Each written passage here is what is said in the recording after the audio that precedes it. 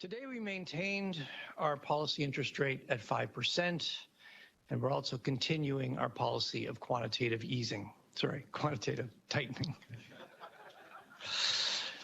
Three main messages this morning. First, monetary policy is working. Total CPI and core inflation have eased further in recent months, and we expect inflation to continue to move closer to our 2% target this year.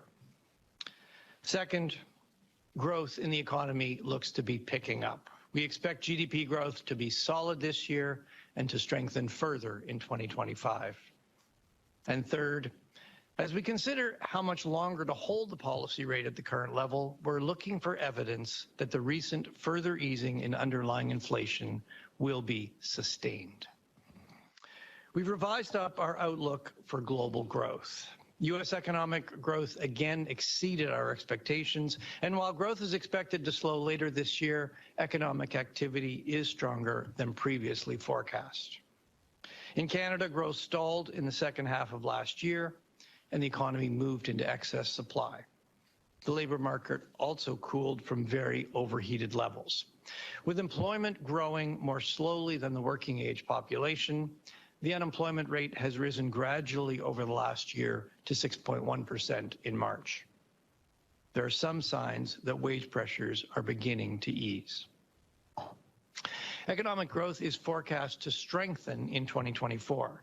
Strong population growth is increasing consumer demand, as well as the supply of workers, and spending by households is forecast to recover through the year. Spending by governments also contributes to growth, and U.S. strength supports Canadian exports. Overall, we forecast GDP growth in Canada of 1.5% this year and about 2% in 2025 and 2026. The strengthening economy will gradually absorb excess supply through 2025 and into 2026. CPI inflation eased to 2.8% in February, and price increases are now slowing across most major categories. Inflation rates for durable goods, clothing, food, and services, such as recreation and travel, have all declined. However, shelter cost inflation is still high and remains the biggest contributor to overall inflation. Some other services like restaurant meals also remain persistently high. Looking ahead, we expect core inflation to continue to ease gradually. The more timely three-month rates of core inflation fell below 3% in February, suggesting some downward momentum. But with gasoline prices rising, CPI inflation is likely to remain around 3% in coming months.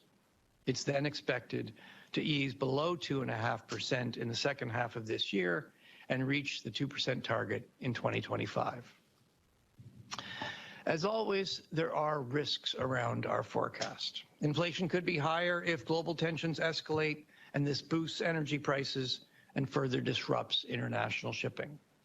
House prices in Canada could rise faster than expected, and wage growth could remain high relative to productivity. On the downside, economic activity globally and in Canada could be weaker than expected, cooling demand and inflation too much. We don't want to leave monetary policy this restrictive for longer than we need to. But if we lower our policy rate too early or cut too fast, we could jeopardize the progress we've made bringing inflation down. So based on our forecast and these risks, Governing Council decided it was appropriate to maintain the policy rate at 5%. The Governing Council also concluded that overall, the data since January have increased our confidence that inflation will continue to come down gradually, even as economic activity strengthens. Our key indicators of inflation have all moved in the right direction, and recent data point to a pickup in economic growth. Now, I realize that what most Canadians want to know is, when are we going to lower our policy rate? What do we need to see to be convinced to cut? The short answer is we are seeing what we need to see, but we need to see it for longer to be confident that the progress towards price stability will be sustained. The further decline we've seen in inflation is very recent. We need to be assured it's not just a temporary dip. In the months ahead, we will be closely watching the evolution of core inflation. And we will remain focused on the balance between demand and supply in the economy, inflation expectations, wage growth, and corporate pricing behavior as indicators of where inflation is headed. To conclude, we've come a long way in the fight against inflation, and recent progress is encouraging.